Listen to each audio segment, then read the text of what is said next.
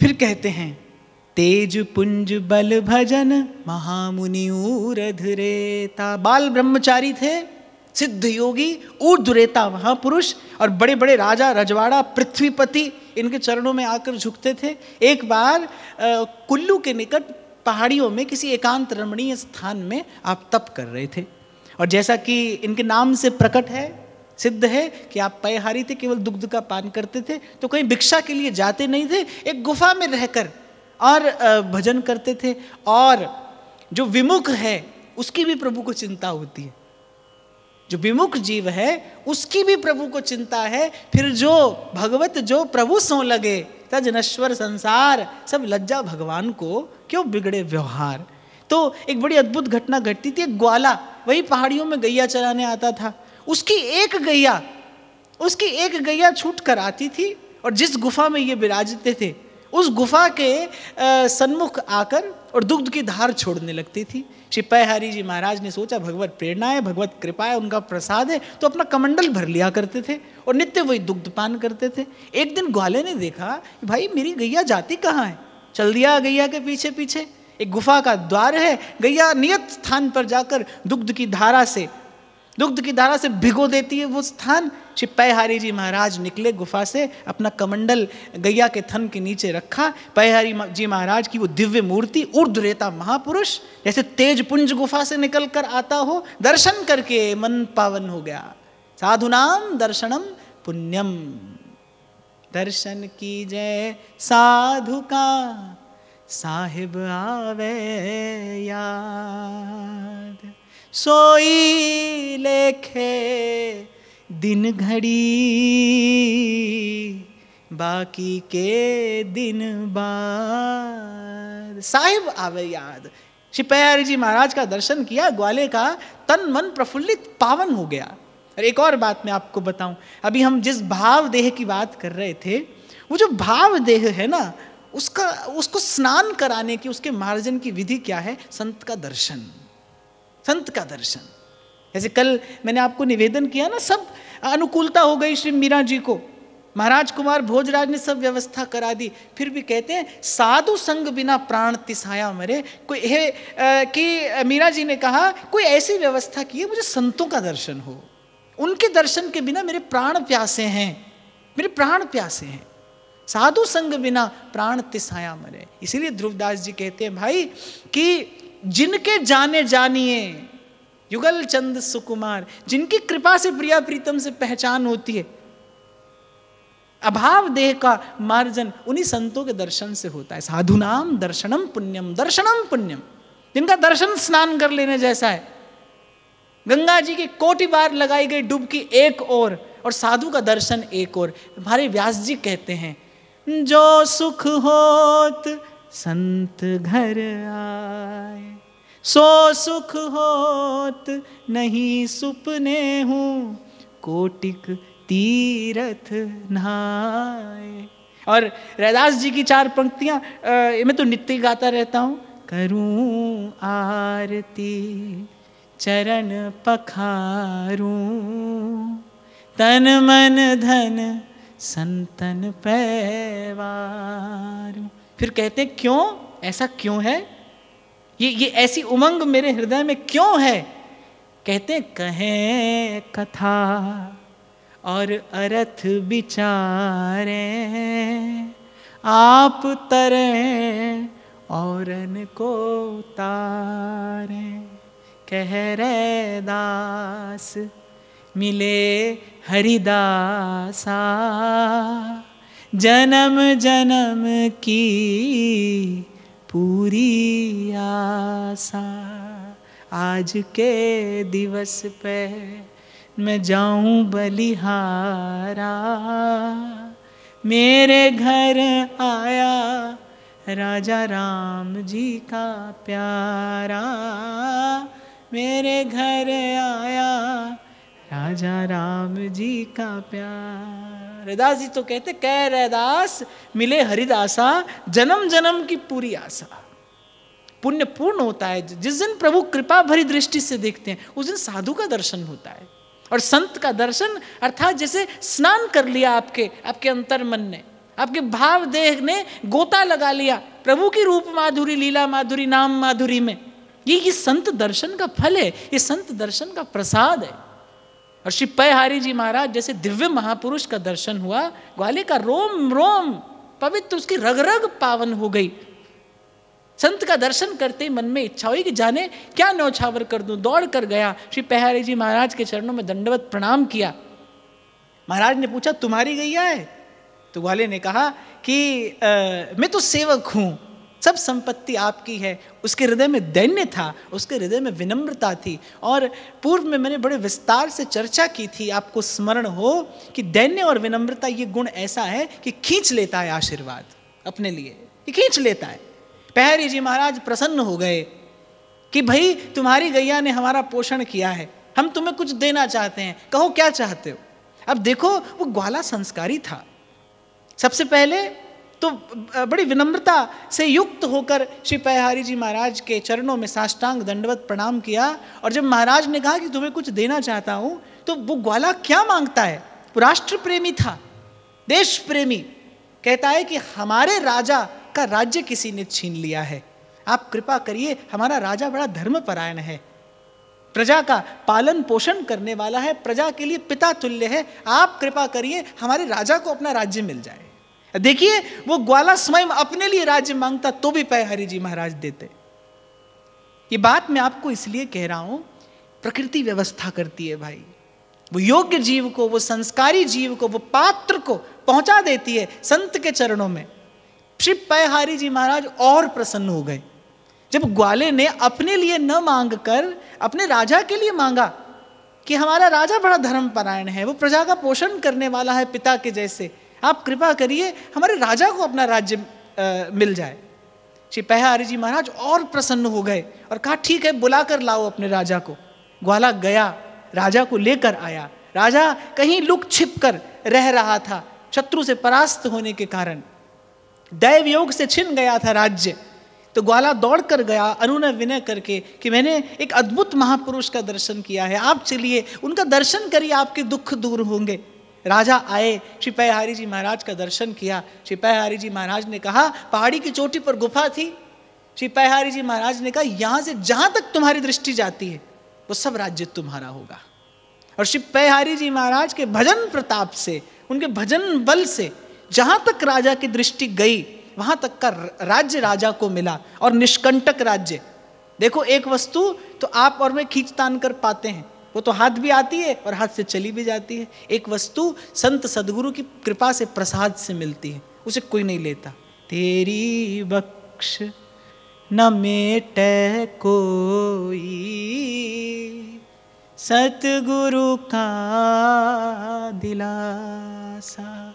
और उसमें भी गुरु से और संत से मिला हो तो फिर तो कभी नहीं जाता, कहीं नहीं जाता। आप देखो, जब श्री द्रौपदी जी का चरित्र मैंने आपको निवेदन किया, तो जो आशीर्वाद भीष्म पितामह ने दिया, वो आशीर्वाद तो प्रभु भी दे सकते थे। प्रभु ने कहा भक्त के मुख से, साधु के मुख से आशीर्वाद दिलाया द्रौपदी को। भीष्म पितामह के मुख से प्रकट हो गया कि मैं वर देता हूं हे पुत्री, तू पुत्र कुमारों वाली हो। ये संत के शब्द की महिमा है, ये भक्त के शब्द की महिमा है। राजा को राज्य मिला, राजा बड़ा संत सेवी और भगवत सेवी हो गया। राजा ने तो अपनी सारी संपत्ति मानो न्यौछावर कर दी संत जनों की सेवा में। चारों दिशाओं से राजा के राज्य में संत आने लगे, साधु सेवा होने लगी, राजा की ख्याति दूर दूर तक हो गई।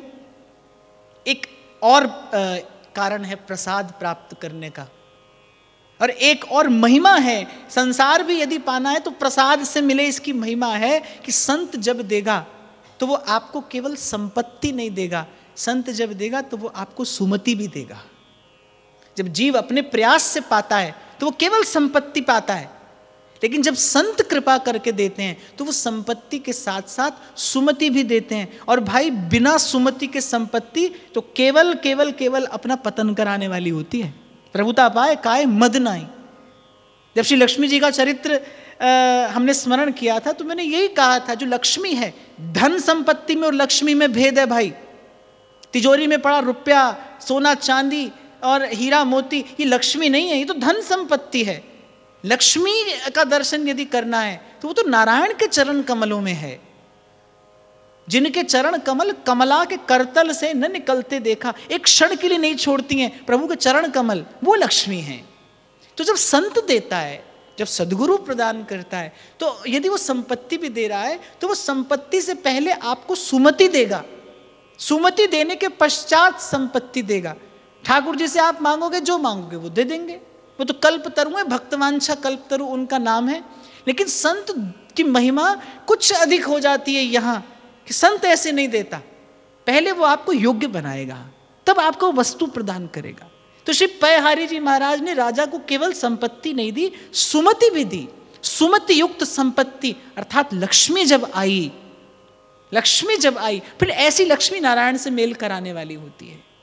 राजा के राज्य में तो मानो भगवत भक्ति की बाढ़ आ गई, चारों दिशाओं से साधु संत आने लगे, भगवत कथा कीर्तन, भगवान नाम, भगवत गुणानुवाद, साधु सेवा और ये सब मांगलिक कार्य नगर में होने लगे। राजा की ख्याति चारों ओर फैल गई, यशस्वी हो गया राजा।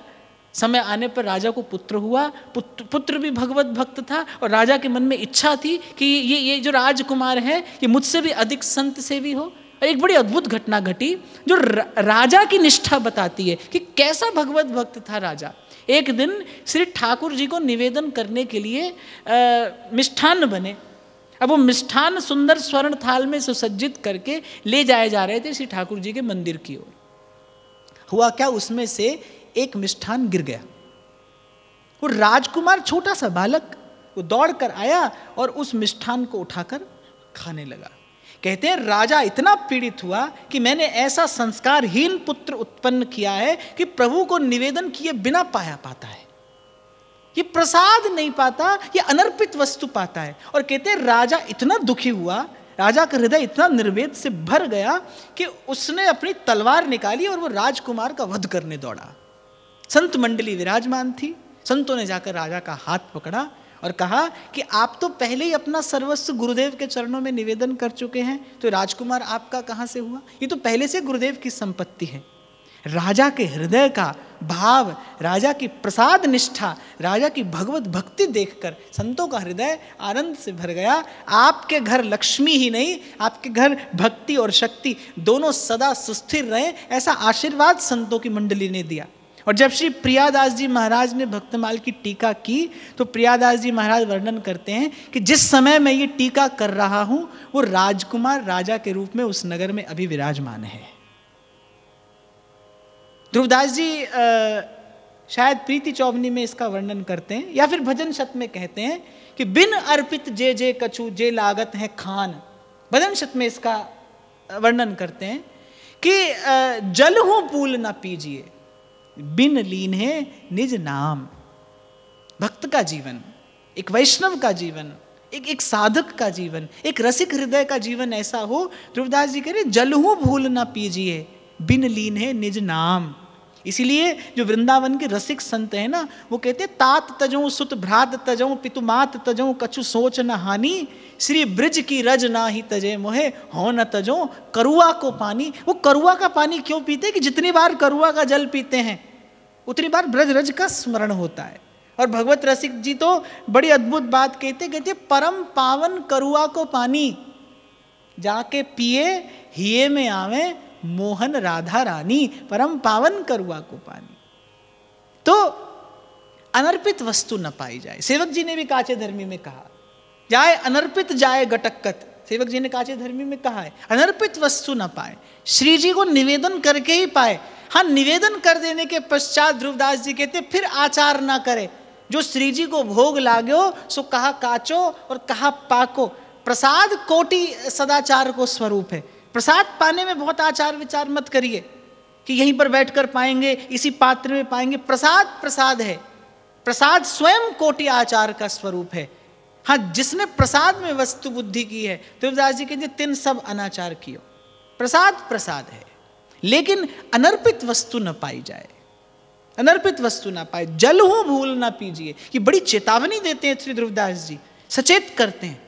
और मुझे लगता है कि शायद ये भक्त हृदय ही इस भावना की गहनता का अनुभव कर सकता है कि कैसे थाल से एक मिष्ठान गिरा। मैं इस दृश्य की कल्पना कर रहा था। मैं थाल से एक मिष्ठान गिरा, नन्हा सा बालक दौड़ गया। अरे बच्चा तो सहज में कोई वस्तु उठाकर मुख में डाल लेता है। वो मिष्ठान गिरा, बालक ने मुख में डालने का जतन किया। राजा का हृदय पीड़ा से भर गया कि ऐसा भक्ति विहीन, ऐसा संस्कार विहीन पुत्र मेरे यहाँ उत्पन्न हुआ कि प्रभु को अर्पित किए बिना ही पाने लगा। नन्हा सा बालक, अबोध शिशु, वो नहीं जानता, पर राजा की भक्ति भावना ऐसी कि मेरे यहाँ ऐसा बालक अनर्पित वस्तु पाता है, कैसे पा सकता है? अरे हम प्रभु के दास हैं, हम प्रभु के सेवक हैं। और प्रसाद की महिमा तो भाई जितनी कही जाए उतनी कम है। और मुझे लगता है अगर हम प्रसाद की महिमा की बात करें तो फिर तो दसों दिशाओं में अगर परम यशस्वी कोई है तो वो हमारे आचार्य हैं, जिनके लिए भक्तमाल काल कहते हैं सर्वस महाप्रसाद प्रसिद्धता के अधिकारी, जिन्होंने वस्तुतः प्रसाद को प्रसाद ही मान कर लिया है। बहुत लोग चर्चा करते हैं भाई एकादशी नहीं होती है, ऐसा नहीं होता है, वैसा नहीं होता है। एकादशी का परित्याग नहीं है, यहां एकादशी का परित्याग नहीं है। हिज्जी महाराज ने अपनी वाणी में कहीं नहीं कहा है कि मैं अमुक व्रत का त्याग करता हूं या अमुक व्रत का निषेध करता हूं। हिज्जी महाराज ने ऐसा कहीं नहीं कहा। पर हिज्जी महाराज कहते हैं उच्छिष्टामृत भुक्तवैव, श्री प्रियाजू का जो उच्छिष्ट है बस मेरा वही भोज्य है, मैं उसके अतिरिक्त किसी और वस्तु का पान नहीं करता, किसी और वस्तु को ग्रहण नहीं करता। क्यों? सोहम तवैव आश्रित है, मैं मनसा वाचा कर्मणा आपके आश्रित हूं। तो वस्तुतः ये एकादशी का त्याग नहीं है, ये प्रसाद की महिमा है, ये प्रसाद की महिमा है। किसी भी बुद्धि से सोच लो भाई, भाव की, ज्ञान की, तर्क की, मैं कहता हूं किसी भी दृष्टि से देख लो कि एकादशी के दिन प्रसाद नहीं होता।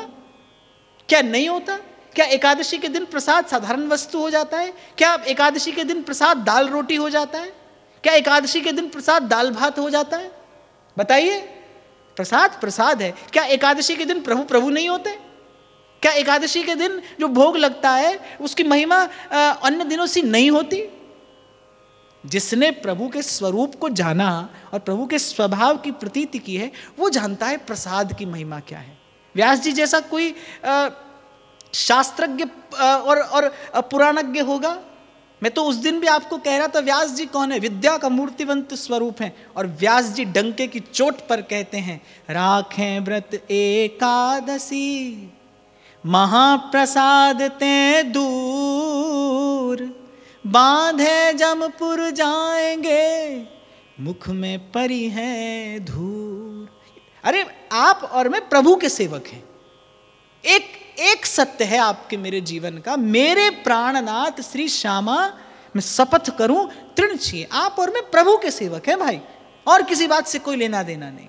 हाँ, प्रियाजू की इच्छा हो कि भाई हम तो अब कुछ दिन फल ही पाएंगे, तो फिर हम भी फल ही पाएंगे। मैंने शायद एक बार पहले भी कभी निवेदन किया था कि हमारे यहाँ काशी से एक ब्राह्मण आए, 7-8 बरस पहले की घटना हो गई। हमारे यहाँ काशी से एक ब्राह्मण आए और आते ही जैसे ही बैठे, हमने कहा महाराज क्या सेवा करें, आप क्या लेंगे? बोले 5 बरस हो गए अन्न नहीं पाते हम। तो मैंने कहा वो तो कोई विशेष बात नहीं है, हम 10 बरस से नहीं पाते। तो उसने कहा तो आप क्या पाते हैं? अब उनके लिए बहुत बड़ी उपलब्धि थी, 5 बरस से हम अन्न नहीं पाते। मैंने कहा अरे आप 5 से नहीं पाते, हम 10 से नहीं पाते। तो बोले आप क्या पाते? हमने कहा प्रसाद पाते हैं। अन्न तो हमने 10 साल से तो अन्न नहीं पाया, केवल प्रसाद ही पाते हैं। हाँ, ये हमारे राधा वल्लभ लाल की कृपा है कि हम किनका भी पाएं, मंगला से लेकर शयन तक हम किनका भी पाएं तो आवश्यकता से अधिक ही हो जाता है, कम नहीं रहता। तो हम तो प्रसाद पाते हैं, अन्न तो हमने भी नहीं पाया।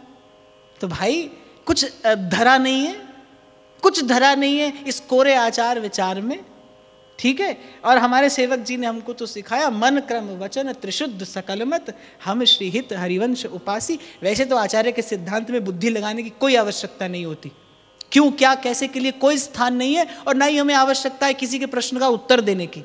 पर मैं जिस स्थान पर बैठा हूं यहाँ कभी कभी प्रश्न उपस्थित हो जाता है, तो मैं बड़े विनम्र शब्दों में कह रहा हूं भाई हमें किसी व्रत से कुछ लेना देना नहीं है, और ना हमारे यहाँ किसी व्रत का परित्याग है, हमारे यहाँ तो प्रसाद की स्वीकृति है।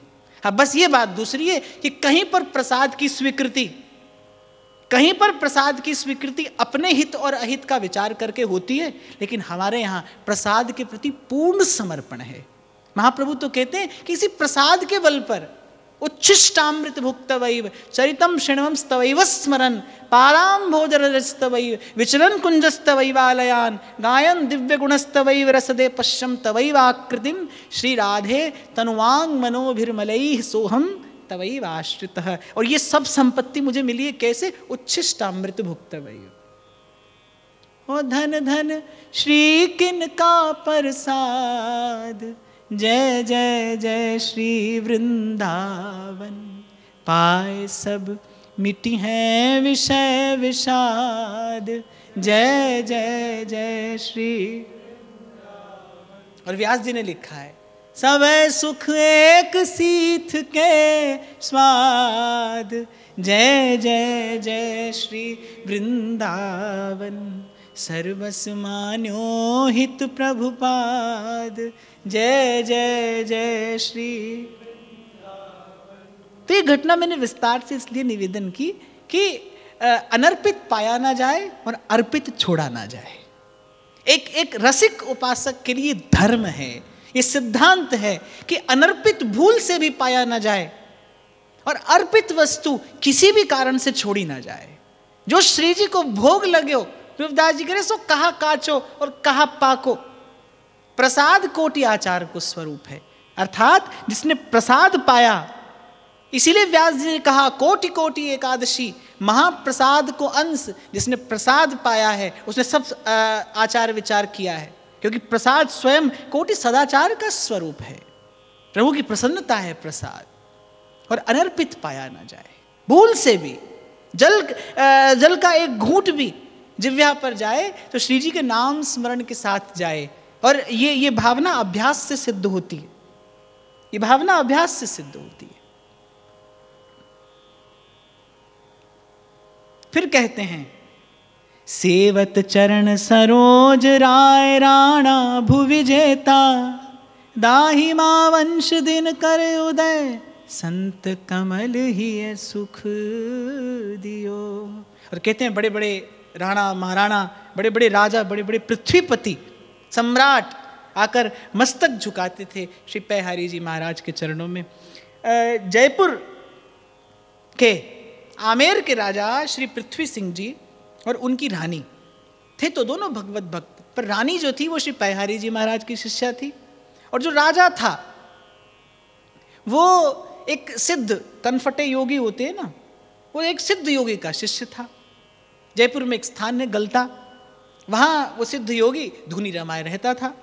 श्री पैहारी जी महाराज भ्रमण करते करते, और रानी बहुत समय से मनुहार करती थी कि आप कभी मेरी कुटिया में पधारें, आपके श्री चरण कभी नगर को पवित्र करें। तो श्री पैहारी जी महाराज पहुँचे तो जो स्थान जहाँ पर वो योगी धुनी रमाए रहता था, गलता गादी, आज भी बड़ा रमणीक, बड़ा दिव्य और दर्शनीय स्थल है, दिव्य परमाणु है वहाँ का।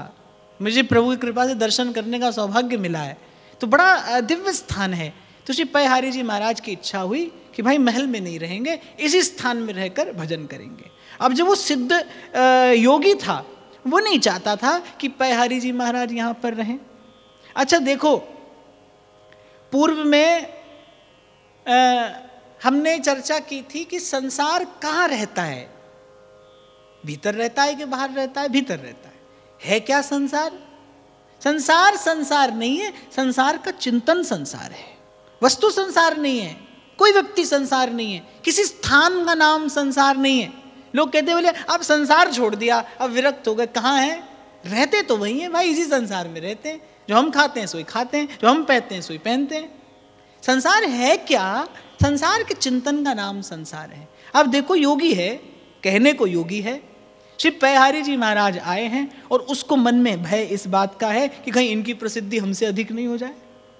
एक बार एक नगर में ऐसी घटना घटी, एक संत रहते थे और पूरा का पूरा नगर उनका शिष्य था, उनकी बड़ी महिमा थी, पूरे नगर की उनके चरणों में बड़ी प्रीति थी, बड़ी श्रद्धा थी। कुछ काल के बाद एक और संत वहाँ पर आकर रहने लगे, वो भी बड़े भगवत भावना भावित संत थे, बड़ा सहज सरल हृदय, बड़ी सुंदर भगवत कथा कहते। तो वो जो संत पहले रहते थे, उन्होंने एक दिन अपने शिष्य के हाथ एक जल से भरा हुआ, बिल्कुल कंठ तक भरा हुआ, एक जल से भरा हुआ कुंभ उनके पास में भेजा। संत कुटिया में बैठे थे, शिष्य लेकर आया कि गुरुदेव ने आपके लिए ये भेजा है। उन्होंने भीतर से ले जाकर कुछ खांड उस कुंभ में डाल दी और उसे पुनः ढककर कहा कि अब ले जाकर इसे अपने गुरुदेव को दे देना। जब शिष्य ने ले जाकर गुरुदेव को दी तो वो संत प्रसन्न हो गए। उसके बाद स्वयं आए उनका दर्शन करने। तो शिष्य ने पूछा कि आपने जल से भरा हुआ कुंभ भेजा, उन्होंने उसमें थोड़ी खांड मिलाकर भेज दी, ये इस प्रकार से आप दोनों के मध्य में क्या वार्तालाप हुआ? तो संत ने कहा, देखो, हमने जब उनके पास जल से भरा हुआ कुंभ भेजा तो हमने उनसे ये कहा कि यहाँ तो सबका हृदय पहले ही हमारे द्वारा बताए भाव से भरा है, आप कहाँ रहेंगे, आपके भाव के लिए यहाँ पर कौन सा स्थान है? तो उन्होंने क्या किया? उन्होंने किया कि थोड़ी खांड उसमें मिलाकर भेज दी और हमको ये संकेत कर दिया कि महाराज, हमारे आने से इनके हृदय में जो भाव है उसमें थोड़ी मिठास बढ़ेगी ही, कम नहीं होगी। किसी बात की आप चिंता ना करें, हम इनसे कोई न्यारी बात कहने नहीं आए हैं, जो आपने कहा है सोई हम कहेंगे और इनके हृदय का जो भाव होगा वो किंचित और मधुर हो जाएगा, और मधुर हो जाएगा। तो वस्तुतः तो संत के योग्य ये था, पर उस सिद्ध योगी ने मन में विचार किया, उस सिद्ध योगी ने मन में विचार किया, भाई कहीं इनकी प्रसिद्धि हमसे अधिक ना हो जाए। अब राजा उनका शिष्य है, तो उसने कहा कि भाई, जब पैहारी जी महाराज पहुंचे तो उसने कहा कि भाई यहाँ रहने के लिए कोई स्थान नहीं है।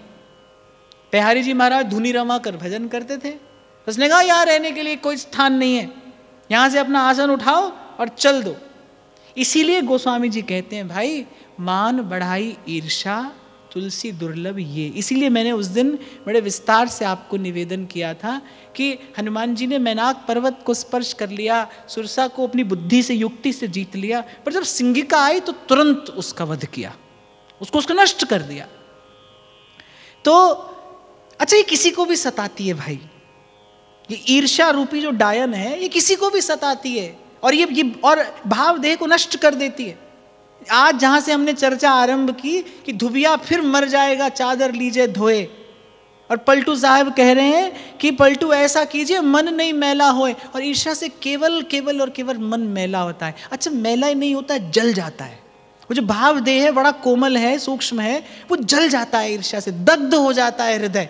अच्छा, जलने के बाद केवल वस्तु काली नहीं होती, दुर्गंध भी आती है उससे। तो जो ईर्ष्या से युक्त हृदय है उससे दुर्गंध आती है, कहाँ भाव प्रभु उसके निकट रहेंगे। तो पैहारी जी महाराज ने क्या कौतुक दिखाया। पैहारी जी महाराज ने वो जो जलती हुई धूनी थी वो अपने उत्तरीय वस्त्र में बांधी, जलती हुई धूनी वस्त्र में बांधी, और कुछ दूर पर जाकर उस धूनी को रमाकर फिर से भजन करने लगे। अब तो भाई उस सिद्ध योगी को लगा कि ये है तो कोई सिद्ध महापुरुष। तो कुछ दिन के बाद उस योगी ने क्या किया, सिंह का भेष धर कर आया, सिंह का भेष धर कर आया और श्री पैहारी जी महाराज को डराने के लिए, भयभीत करने के लिए दहाड़ने लगा। पैहारी जी महाराज ने क्रोध में आकर उसको कहा, ये क्या गधे की तरह स्वर करता है और हमारे भजन में विक्षेप करता है। जैसे ही श्री पैहारी जी महाराज ने क्या गधे जैसा स्वर निकालकर हमारे भजन में विक्षेप करता है। अब तो भाई वो सिद्ध कन फटा जो था वो गधाई हो गया, होना पड़ा। और वैसे भी भाई जो साधु के भजन में विक्षेप करे गधाई है, जो साधु के भजन में विक्षेप करे, साधु सहज में भजन करता है और अपनी किसी क्रिया से उसके भजन में विक्षेप उपस्थित करे, गधाई तो है। तो पैहारी जी महाराज ने कहा, क्या गधे की तरह हमारे भजन में विक्षेप करता है। बस पैहारी जी महाराज का कहना था और वो गधा हो गया। अब जो उस योगी के शिष्य थे उनको गुरु जी का दर्शन नहीं हो रहा, वो बेचारे दौड़कर राजा के पास गए। राजा ने रानी से कहा, भाई ये तुम्हारे गुरु जी ने क्या कौतुक दिखाया है। तो रानी मुस्कुराई, कह रही मैं तो बरसों से प्रभु से प्रार्थना कर रही थी कि किसी प्रकार आपका मन गुरु चरणों में लगे, आपको श्री हरि गुरु की भक्ति प्राप्त हो। कहाँ उस योगी के पीछे लगे हैं आप, जो संसार की संपत्ति के अतिरिक्त आपको दे क्या सकता है, आपका अमूल्य जीवन हाथ से जा रहा है। तो वस्तुतः रानी का ही संकल्प था। श्री पैहारी जी महाराज उस ओर आए और ये सारा कौतुक रचा। अब जो उस शिष्य थे उस योगी के, वो राजा के पास गए, बोले हमें तो गुरुदेव का दर्शन नहीं हो रहा है, गुरुदेव के दर्शन के बिना हम व्याकुल हैं, कोई व्यवस्था करिए, हमें पुनः हमारे गुरुदेव का दर्शन हो। जाने कहाँ चले गए। अब राजा गया रानी को आगे करके, भक्त की ओट में ही जाना चाहिए। राजा गया रानी को आगे आगे लेकर, रानी ने जाकर विनम्रता पूर्वक प्रणाम किया। पैहारी जी महाराज मुस्कुरा दिए। पीछे पीछे वो कनफटे योगियों की भी जमात थी। राजा ने कहा महाराज ये सब अपने गुरुदेव के दर्शन के लिए व्याकुल हैं, कृपा करिए इनके गुरुदेव का दर्शन हो। तो बोले कि सब गधों में कहीं चल रहा होगा, जाओ खोज लो। अब शिष्य तो बेचारे लाज के मारे, संकोच के मारे, यहाँ देखे वहाँ देखे, हम तो गुरुदेव के दर्शन की बात कर रहे हैं, और पैहारी जी महाराज कह रहे गधों के बीच में कहीं चल रहा होगा, जाओ देखो। अब एक शिष्य बेचारा आया हाथ जोड़कर और बड़ा संकुचित होता हुआ कहता है कि ठीक है, गधों के बीच में जाकर खोज तो लेंगे, पर उन्हें पहचानेंगे कैसे। तो बोले जिस गधे के कान फटे हों पहचान लेना, वही तुम्हारा गुरु होगा। अब भाई जहाँ सब गधे चल रहे थे वहाँ जाकर देखा तो एक कनफटा गधा है। शिष्य बेचारे पकड़कर उसको लेकर आए। रानी ने विनती की कि राजा के गुरुजी हैं, कुछ तो इनका आदर सम्मान रह जाए। श्री पैहारी जी महाराज ने कमंडल से जल छिड़का, योगी अपने उसी स्वरूप को पुनः प्राप्त हुआ। लेकिन मैं विचार करता हूँ, संत से अगर दंड भी मिला है किसी को तो अंततः उसका कल्याण हुआ है। ऋषि मुनि श्राप देते हैं, फिर जब श्रापित व्यक्ति प्रार्थना करता है तो ऋषि मुनि कहते ठीक है तुम्हें भगवान की कृपा प्राप्त होगी। ये नारद जी ने उन यमलार्जुन को, जो यमलार्जुन के वृक्ष होकर प्रभु के आंगन में पहुंचे, कुबेर के पुत्र थे, मदान्ध हो गए थे, देवर्षि नारद का अपमान, संत की अवज्ञा अवहेलना कर दी। नारद जी ने श्राप दे दिया। जब श्राप दिया तो व्याकुल होकर नारद जी के चरणों में पड़े। नारद जी ने कहा अच्छा ठीक है, अब श्राप तो दे दिया हमने, ये वाक्य तो अब निष्फल नहीं हो सकता, ये तो अमिट है, पर जाओ तुम्हें नंद नंदन के चरण कमलों से प्रेम की धारा प्राप्त होगी, तुम्हें प्रभु के चरणों की हेतु की भक्ति प्राप्त होगी, जाओ भगवान तुम पर कृपा करेंगे। तो साधु ते होए न कारज हानि, संत दंड भी दे दे, अंत में जीव का कल्याण होता है। पहले तो उस योगी को दंड मिला, लेकिन जब पैहारी जी महाराज ने अपना कमंडल से तपपूत जल उस पर छिड़का तो श्री चरणों में पड़ गया, और वो अपने साथ जो सब शिष्यों की जमात थी सबने श्री पैहारी जी महाराज के चरणों में समर्पण किया। पैहारी जी महाराज ने वैष्णव मंत्र प्रदान किया, प्रभु का नाम प्रदान किया, राजा और रानी को भक्ति से युक्त किया। तो ऐसे दिव्य चरित्र का वर्णन श्री नाभाजी महाराज पैहारी जी महाराज के चरित्र में करते हैं। अगले छप्पे में पैहारी जी महाराज के भजनानंदी और प्रतापी कुछ शिष्यों का नाम स्मरण श्री नाभाजी महाराज ने किया है। हम भी उनका नाम स्मरण करके फिर आगे बढ़ेंगे। पैहारी प्रसाद ते शिष्य भये सब पार कर, कील अगर केवल चरण व्रत हठी नारायण, सूरज पुरुषा पृथुतिपुर हरि भक्ति परायण, पद्मनाभ गोपाल टेक टीला गदाधारी, देवा हेम कल्याण गंगा गंगा समनारी, विष्णुदास कनहर रंगा, चांदन सब ही गोविंद पर, पैहारी प्रसाद ते शिष्य भये सब पार कर, शिष्य भये सब पार कर। उपनिषद कहता है गुरु कौन? जो शिष्य को गुरु कर दे। संत कौन? जो संत बना दे। संत की वाणी है, पारस में और संत में बड़ो अंतरो जान, वो लोहा कंचन करे, ये कर दे आप समान। संत संत कर देता है, साधु साधु बनाता है। जैसे दीपक से दीपक प्रज्वलित होता है ना, और प्रज्वलित हो जाने के बाद दोनों दीपक एक जैसे, ऐसे दीपक सो लगे दीपक हुई। साधु के साथ साधु के संग रहने वाला साधु हो जाता है। संत संत बनाता है। गुरु वही जो अपने शिष्य को गौरव प्रदान कर दे, उसके जीवन को गरिमामय बना दे, उसे गुरुत्व दे दे। गुरु अर्थात जिसमें भार हो, गुरु अर्थात जिसमें तत्व हो, तो जो गुरु है वो शिष्य को गौरव प्रदान करता है, वो शिष्य को गरिमा प्रदान करता है, उसके जीवन की लघुता नष्ट कर देता है, उसके जीवन का जो छोटापन है, या मैं और स्पष्ट शब्दों में कहूँ तो जो उसके जीवन का जो ओछापन है, छोटापन है, वो जो उसके जीवन की लघुता है, वो गुरु उसको समाप्त कर देता है, उसे गौरव प्रदान करता है, उसे गरिमा प्रदान करता है। तो श्री पयहारी जी महाराज के भी कुछ बड़े प्रतापी शिष्य हुए।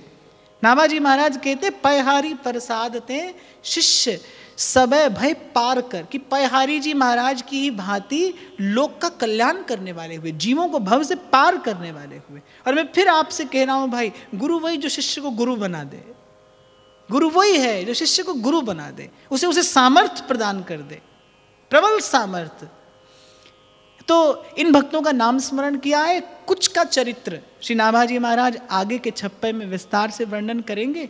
एक टीला जी का चरित्र इसमें बड़ा प्रिय है, छोटा सा चरित्र है पर बड़ा सुंदर चरित्र है। वो निवेदन करके मैं वाणी को विराम दूंगा कि बाल्यकाल में ही आप किसी टीले पर बैठकर भजन करते थे, टीले पर बैठकर भगवान नाम का कीर्तन करते थे, उच्चारण करते थे। और कहते हैं सहज भी बाल काल से ही भगवान नाम के आश्रय के कारण और भगवान नाम के कीर्तन के कारण आपको सिद्धि प्राप्त हो गई। कल भी व्यासपीठ ने निवेदन किया था कि और जुगनते कमल नयन कलियुग बहुत कृपा करी। कलयुग में केवल नाम आश्रय से जीव सिद्ध हो जाता है, कलयुग में केवल नाम आश्रय से अंतःकरण निर्मल हो जाता है, शुद्ध हो जाता है, पवित्र हो जाता है। तो टीले पर बैठकर उच्च स्वर से कीर्तन करते थे, भगवान नाम का आश्रय करते थे, और ऐसे ही भगवान नाम जपते जपते सिद्ध हो गए। लेकिन गुरु के बिना जीव सिद्ध तो हो सकता है, पर गुरु के बिना शुद्ध नहीं हो सकता। तो हुआ क्या, किसी ने कहा कि भाई गुरु की शरणागति आवश्यक है। तो बड़े मान से युक्त होकर कहते थे, देखते हैं मुझे कौन शिष्य बनाएगा, मैं देखता हूं मेरे गले में कंठी बांधने वाला कौन है। तो बड़े बड़े संत आते थे, बड़े बड़े सिद्ध आते थे, कंठी बांधने लगते थे तो टीले की तरह ऊंचे हो जाते थे, विस्तृत हो जाते थे, कोई इनके गले में कभी कंठी नहीं बांध पाया। अंततः श्री पयहारी जी महाराज ने अपने भजन के प्रताप से इनके गले में कंठी बांधी, और फिर जब समर्पित हुए तो गुरु चरणों में ऐसे समर्पित हुए कि कभी श्री पयहारी जी महाराज के मुख की ओर भी नहीं देखा, सदा गुरु चरणों का ही दर्शन करते रहे। श्री पयहारी जी महाराज से श्री राम नाम प्राप्त किया और अपने भजन के प्रताप से अनेक नर नारियों को भव से पार करके भगवत धाम को प्राप्त हुए। तो ये श्री पयहारी जी महाराज का और उनके शिष्यों का पावन स्मरण आज हमने भक्तमाल जी का आश्रय लेकर किया है। आज की चर्चा यहीं तक, बाकी की चर्चा कल करेंगे।